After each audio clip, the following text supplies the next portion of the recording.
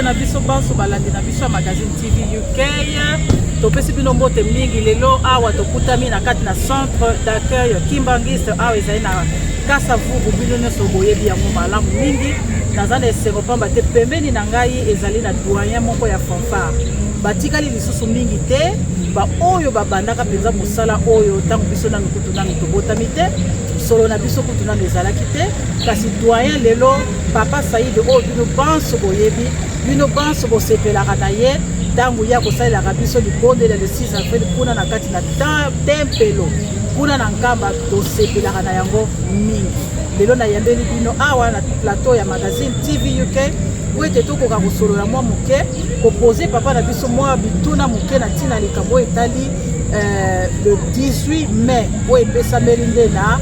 ezali mokolo ya Jean Kimbangiste. Mpona nini le 18 mai nini oyo esalama le 18 mai bituna wana nde tokopoza na papa na biso mbuta na biso papa Saïd ndenge akopesa bino biyango na bituna oyo tozali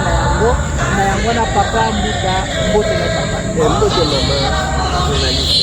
mbote papa en tout cas ezazana esengo mingi papa ya koyamba oyo na plateau na biso esika oyo tokopanzaka sango ya tata Simon Kimbangu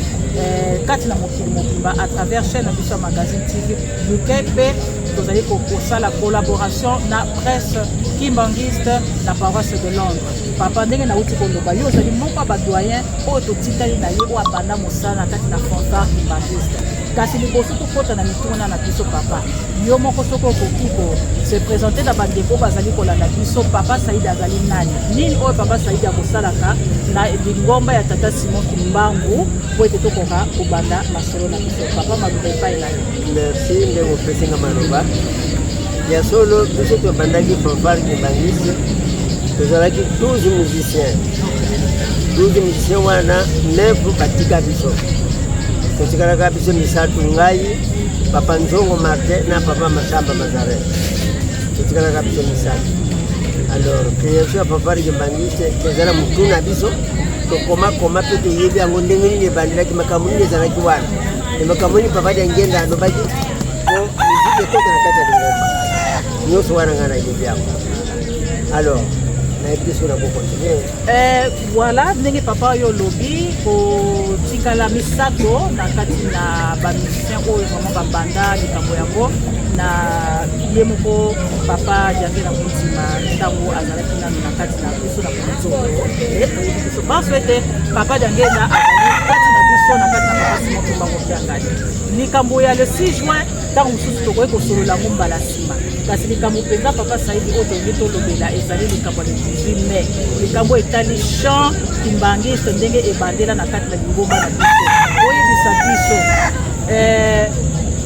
nini oyo esalama le 18 mai mpona nini biso bakimbangiste ezali kocelebre mikolo ya le 18 mai na kati na lingomba tata Kimbangu. Bien solo merci pour la parole. Le 18 mai 1921 ezali séparation ya biso ba protestant na papa Simon Kimbangu parce que biso toyebi papa Simon Kimbangu azalaki catéchiste na protestant babatisaki kuna le 4 juillet sali mariage na mama Mwilu akamati ndalala ayena ngona nkamba ti ayekukona ngona premier poste kumaki mbila wana toyebi nyonso. Donc pour nini alobaki séparation ya parce que papa Simon Kimbangu azalaki protestant babatisaki kuna. Alors séparation wana yelaki ndenge nini séparation wana yelaki boye tango papa Simon Kimbangu abandi makamusi protestant abandi makamusi otemisa bato osimisa bato. Alors mundele moko biso monaki bango na ntango ya Flamand Monsieur Jennings nganga nzambe ya munene ayoki Kimbangu catéchiste oyo mtolakisi mate ya nzambe awa aza kosekusa bato notemisa bato na kombo nkolo Yesu ongo biso bato tindaki ye biso bato tindaki tolakisa makambo ya nzambe tobatisi awa aye na nkamba papa akomi atali papa Simoki Mbangu aza kutemisa bantu nakoma nkolo Yesu bantu baza kusekwa nakoma nkolo Yesu atala mais mwana oyo tunasema te aza kusala biloko boye lolendo ezwi atali epai bamemaki bipembe parceke ezalaki mingi alobi nini na bato atali soki na alobi ngai mpe makambo ezali kosala kimbangu nakoki mpe kosala yango bon bato bayoki boye bakumisaka te oyoki nini alobi epesi ebembe bapesi ebembe ale ya solo biso tomonaki banganga nzambe wana ya mindele so aza kosambela mama na ngai tokoloba mpenza oyo mpenza nganga nzambe nkolo Yesu atindaki bokende kobongola bapaka oyo bakoma bandimi ntango aza kosambela alati na bakanwa bazali na bango na jemisi ya mai ya mbila tusa donc sasa kobondela o Yesu mwana Davidi donc vraiment koloba mpenza ye wana na nkolo Yesu bamelaka ti spaghetti esika moko vraiment kolobaka ndenge wana baliaka esika moko alors o Yesu mwana Davidi donc file munzolo tala ndio yongulele tusa alors aboli titi ale alamusi abengi alors bon peut-être Yesu akana otambola mwa mosika ou bien na France ou bien na Belgique ou bien na États-Unis madame na bonde so makasi po ayoka parfois aza mwa mosika abali komona o Yesu iko kufila munzamu sasa yako kutufusani nsoniko Yesu mo tena ndani ya kulele tusa abundili ndika kubondela ifolo bakapenza nganga nzambe ye wana abengi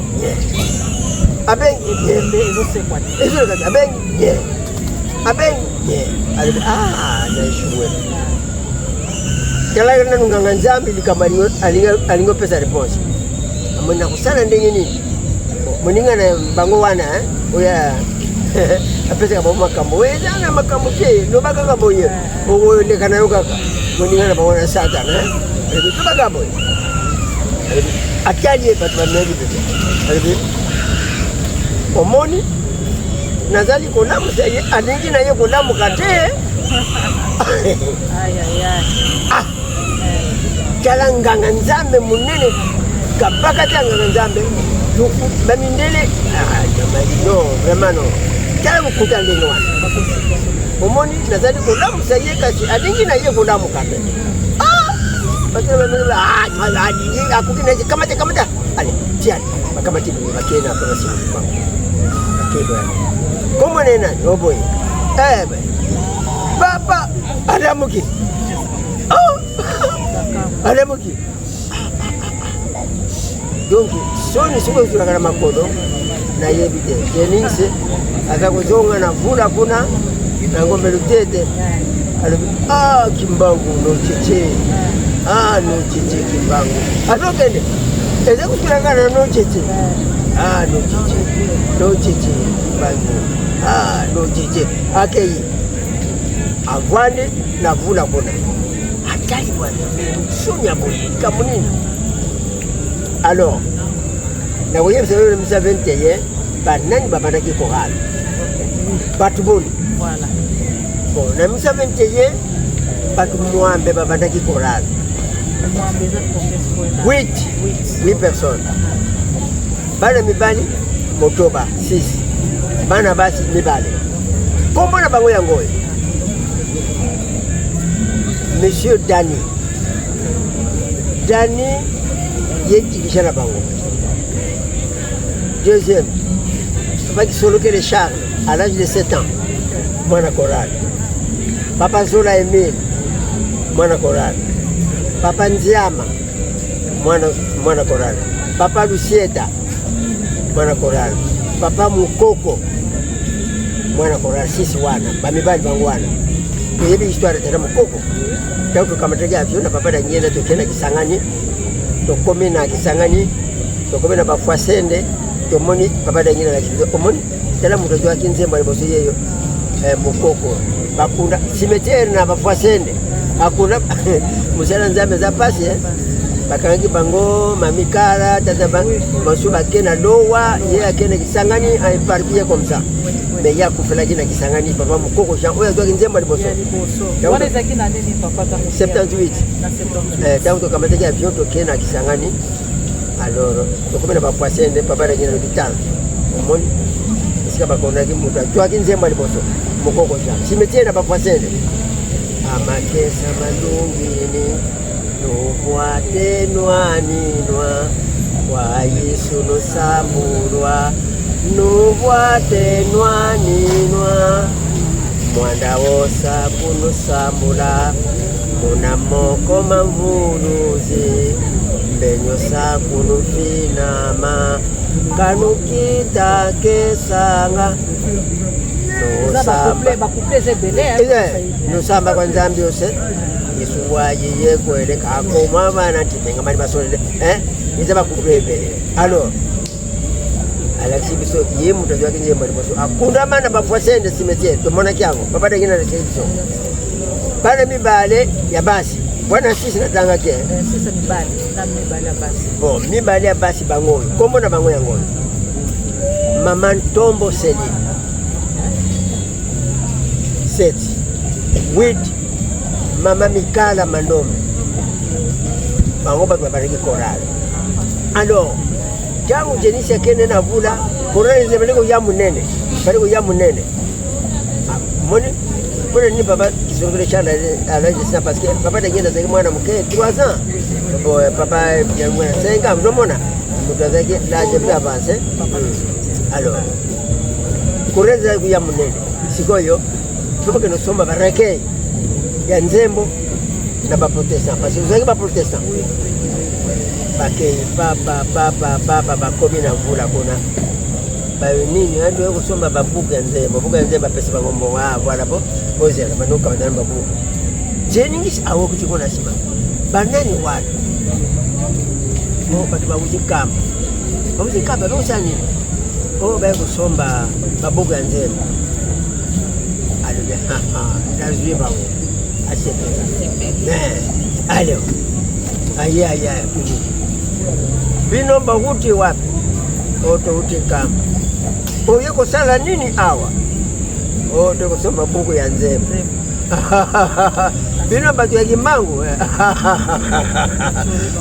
Kimbangu nzambe na ya pesi nguya ya kusekisa batu ya kutelemisa batu nzambe na ye apesi nguya ya banzembo te ale yemoko apojira ale fuka ngaga cara ngaza fuka ale abegani bangu ale bantu na Kimbangu nzambe na apesi nguya ya kusekuza batu nguya ya nzembo apesi ya ngote ale apojira kiyemoko donc alingangu tuko beja merikona za mwana na nzambe ya fobo ye amoni ke sura beti malamu achika kubeza ase ya batira Kimbangu nzambe na ya pesi yengu ya kusekisa batu ya nzembo aseki amoni gani ale tangu bakomi kasi mboni atokele kuna na vula kusoma bareke kala makambo to babengane bisoro be nzambaje bisenga makambo wana papa Kimbangu akoti na zama abondele changu asako yako bimakaka tata mukoko amakesa madungini nuwatenwaninwa kwa Yesu nosambulwa nuwatenwaninwa oyi mtembwana yemutatoka muteba liboso etwa maki yangwana alors siko papa Kimbangu atingana na ye awa baprotesa babengani biso Jennings Mundele séparation yangwana église evangeliste komina biso na papa Kimbangu bango batikana bango baprotesa kabwana donc vraiment zamawa mais ba protestant donc papa dengenda zaki biso kusala tunia banani baza kusepena na biso na économiste toujours kuta na kona bolingo ya kosakana te biso na protesta po yimbe ke papa Simon Mbangu azali muda ecumenisme mais mokolo so ba invité papa Dangienda na misili biso to kena lisala na kamera wana na ko nzambe na bango wana to koti bayambi biso bayambi papa Dangienda ba pesi discours baba ni ko yeba njembo biso pili bani ko peta muziki oh tetera ngai azaki protestant ok ya wonso kwa mono yile muka kalepi emfumu mabuko mambwenya tumu tata ngazaki protestant oye mago tamba yembi nazaki vraiment émotionné njembo tata yemba azaki protestant vraiment si abajabi papa Dangienda bapesi discours tozaka na bolingo moko ya kosakana te biso na baprotestant oto kutele sakana biso wana bolingo moko ya kosakana te omundeli akende na ye oyakabola biso eza esengo vraiment papa Saidi ndenge ozali kopesa biso lisolo malheureusement molili ekoti image ekozala biso kitoko te yango wana vraiment tozali na possibilité te ya kocontinue masolo na biso na mbuta na biso awa kasi bozwi quand même moi idée ya ndenge nini likambo ya le 18 mai sika nini nzembo ebandaki mpe ndenge na bacirconstance nini nzembo ezwamaki na yango wana vraiment bandeko na ngai tokomeka lisusu kosepelisa bino ta mbala nsima tokokutana biso na papa na biso mpo tokoka kocontinue lisolo na biso le 18 mai mpe ya kozwa lisusu témoignage na likambo etali le 6 juin mpo pamba te le 6 juin mpe ezali lisusu na histoire ya monene na kati ya likomba ya tata Simon Mbangu Kiangani kasi mpona lelo vraiment tozali kopesa bino merci mingi na baoyo nyonso bolandaki biso mpe tozali kopesa bino ba bonne fête na bandeko na biso achaki ya le 10 mai topesi bino ba bonne fête mpe topesi na balanga nzembo nyonso mokili mobimba ya lingomba ya tata Simon Mbangu ba bonne fête ya le 18 mai mpe tokutani na mbala nsima na chaîne na biso ya magazine TV UK. Merci beaucoup mpe bolimisa biso na ntina ya qualité mabe ya image. Merci beaucoup mpe topesi bino au revoir, à la prochaine, bye bye. Amakesa manungini nuvwate nwaninwa kwa Yesu nusambulwa nuvwate nwaninwa oye oye oye oye oye oye basakoli ya mabombami ya tata Nzambe Nkolo Yesu pe tata Molimo Santé. Bandeko na biso inspiré na mokili mobimba tozali kobelela bino na bisika nyonso bozwami pamba te ngonga na biso ekoki ya kokende Yelusalemi pamba te na kati na lingomba bato na bato baza na mokolo na bango oyo tata Molimo Santo apesa bango. Inspiré oye oye inspiré oye oye bana papa Simon Mbangu Kiangani oye oye ewunwe empasie bilumbu nyonso tosepeli makasi toza na esengo makasi pamba te biso nyonso esengeli tomata Yelusalemi bainspire na yango toyebi ke wana Nzambe na biso moko Molimo Mosantu tokende kokutana na ye sensibilisation na biso eza makasi tokende tomata bainspire oye Fosi Nzembo oye oye nolaza mutuna na ngana tuna bino Nzemba liboso so mokolo nini le 18 mai mokolo nini le 18 mai na nandie alors epesa meli biso bazwi Nzembo le 18 mai papa lobeke mutu atikala te biso ba Nairobi tokotikala te ya Bretagne tokotikala alors biso bakolo nyonso wapi na Nkamba Banda le 18 mai Nzambe apesaki Nzembo na papa Jean Mukoko banda le 18 mai ti lelo Nzembo epanzani mokili mobimba na Angleterre Nzembo ezoya na Belgique nzembo zoya, na France nzembo zoya, Europe mobimba, toke na Hollande, toke na Finlande, toke na Suisse, toke na Italie, biso nyonso nzembo na nzembo, nzambe na biso aza bolingo. Apesi biso vraiment likabo ya kitoko yango wana ifo tokende sepelisa ye tokende biso nso wapi na Nkambe makoleza na nzela